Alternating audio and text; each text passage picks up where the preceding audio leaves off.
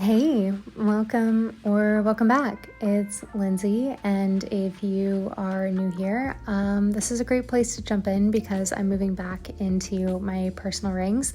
If you missed last week's video, I shared why the Hobonichi weeks and I were not getting along, and the response to that video was overwhelmingly positive. I'm pretty sure I say this multiple times throughout the video, so I apologize in advance, but if you took the time to comment, thank you so much. You guys were so kind and encouraging, and I get really in my head, particularly about switching up my notebooks, but it was just so nice to hear that you guys still enjoy my videos, even though they can feel a little bit repetitive, and just overall encouraging me to do what feels right and just kind of follow that creative energy. And one of the main primary functions of my planning system is as a memory keeping tool, creative outlet, and productivity tool, and I kind of need all three to have the trifecta. So I am moving back into my personal rings. If you have been following me along in 2024, this is the same setup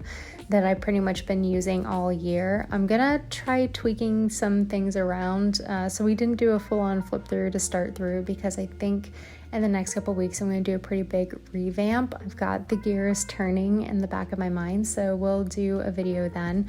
But what I'm doing on camera is just setting up a quick and dirty mood log and habit tracker. I didn't have any print and cut, and I'm out of ink, so I'm just drawing one myself, bullet journal style, using a new pen. This is the kaweco piston aluminum and black. I don't remember what they actually call this pen. I'll put it in the description down below, but it's in an extra fine and it's inked with atramentis archive ink because it's the only black ink I own.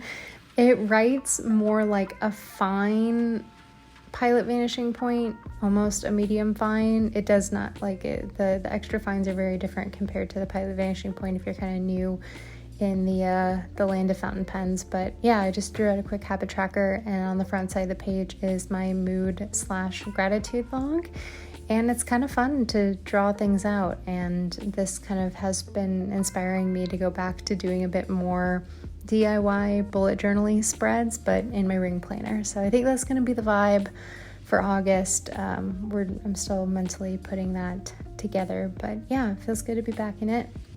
And I'm transferring my habit tracker that I set up in my Hobonichi weeks. RIP, we love her, but it's not her season. We're in our rings era again, so just transferring over that data while I still can, because it's still fairly early in the month, so I have high hopes for having a full habit tracker, because habit tracking is my planning love language.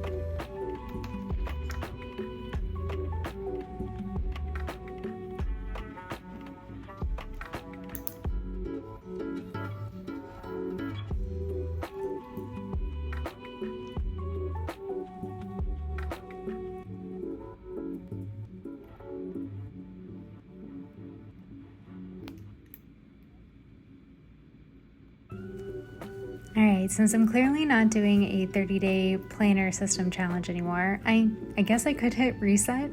Let me know if you want me to hit reset, and maybe we'll call this week one in rings and we'll try again for 30 days. But I thought I would shift gears a little bit to something that I haven't been doing much of in 2024 and I miss doing, and I know once I do it, I enjoy it, and that is drawing. I used to draw my planner daily. It's something that I started doing in 2020, and my tenure with the Hobonichi cousins was a great way to practice it because I would do either some sort of hand lettering or a small doodle on my daily page almost every single day between my planner and the cousin. And it's something that I tried to keep up with in my rings, but I think I just haven't been feeling very inspired. But once I get pen to paper, things typically start flowing, so I'm shifting gears. And since I have a sketchbook section in the back of my ring planner, this is just some Midori MD white paper that I cut down from a unused traveler's notebook insert. And yeah, I'm challenging myself to doodle something in the back every day, and it's also really nice because you can watercolor on this paper. And I'm sketching with a pen. This is a Zebra Sarasa Mark On, I think, in 0.4, and I don't know, I was just feeling the gel pen today, but so far, so good. Hopefully we'll get back into the rhythm of drawing.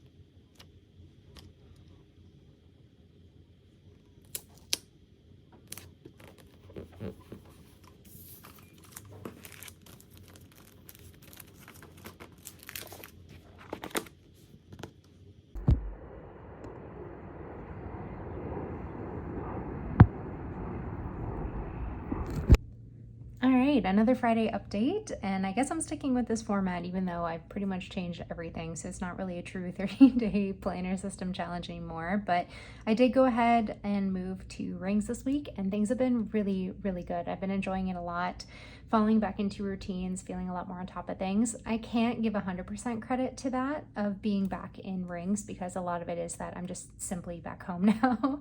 So next week might be a better update on how things are going, but I did fall right back in. I'm enjoying having all of my habit trackers together in one section. They're a little bit behind in a couple spaces, but I'm slowly getting things updated. But I'm also going to be shifting my system over to cream paper for the month of August. So I think next week we're going to get all of my habit trackers reprinted, transferred over the information that I need to. I'm not going to toss out these by any means. I'll just move these into my archive binder. I use the Franklin Covey compact one, by the way. And yeah, I'm really looking forward to it. My cream paper of choice is the Midori MD blank paper. I found an A4 sized pad that my printer likes, so I'm using that. And then I did have this show up in the mail, and this is Tomoe River A4 68 GSM cream Tomoe River paper, and I found that on JetPens, so I will be using both of those. I think I want to do my habit trackers on the Midori MD paper because it's a little bit thicker, but both are fountain pen friendly, and I personally prefer cream paper, so I'm just looking forward to that. And some of these habit trackers have been with me since January, so I am very much looking forward to having a little bit of a fresh start, particularly in this section. But overall, habit tracker section, chef's kiss, absolutely loving that. The other thing that's been really successful for me this week is getting back into meal planning and meal tracking, and I'm using a menu fold out. I don't think that this will be live in the shop by the time this video goes up, but I have been actively working on it this week, so it should be up maybe Sunday or Monday if you're interested in that. I think I'll have all my regular sizes, but the fold out won't be an A5 or standard size because I don't think it'll work out. I don't think I can do an FCC fold out either. I haven't done those larger sizes yet, so but I'll make that clear in the listing if I do. But yeah, I really like this for meal planning, and I like the fold out, particularly in the pocket size, because if I bring back the purse pocket planner, I can kind of transfer it between the two, because this is really helpful for me when I'm out getting groceries and things like that. And then I'm also back to tracking. This insert's from Peanuts Planner Co. And this is where I track like eating out, alcohol consumption, and then whether or not I'm eating at home. And that, I don't know, I just really enjoy it. It's really satisfying. I don't think I'm gonna move this one over to cream paper because I don't want to waste all the stickers, but we'll see. But yeah, in general, I've been right back on track with things, feeling a lot more organized because things are back in their section. So that has been really nice. Dailies are coming together pretty good too. I did a little bit of experimenting. The first couple that I did are kind of the standard ways I've been doing them for the last 7 months, which is daily to-do list at the top, micro, I guess rapid logging of notes and things like that. And then at the bottom, I draw a line and I do my journaling / memory keeping for the evening. And I tried to switch the format up a little bit on Monday, where I wanted to do more of my writing down of quotes and lists and things like that in line with my dailies versus putting that in a separate section. So I tried that out for a couple of days, but I think I really prefer having a day per page. So I think next week we might go back to it, but the column format was fun to try out as well. So in general, she's coming together. And then I think the final update, oh, I got something on that, is that I am still keeping up with the task flags, and I've moved everything over to next week already, but these are for my reoccurring weekly chores, and they're growing on me. I think the last couple videos I said I wasn't sure if I was going to keep up with them.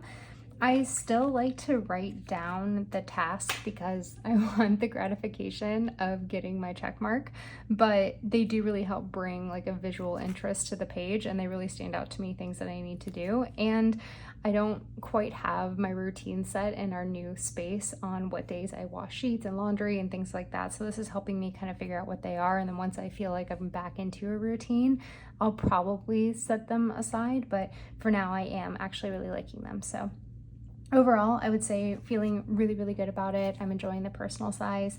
I did mention in last week's video that I was gonna look for a bag to fit this, and I did end up ordering a couple things. So if those are in next week, I will film some clips and hopefully my planner fits. And if not, we will try again.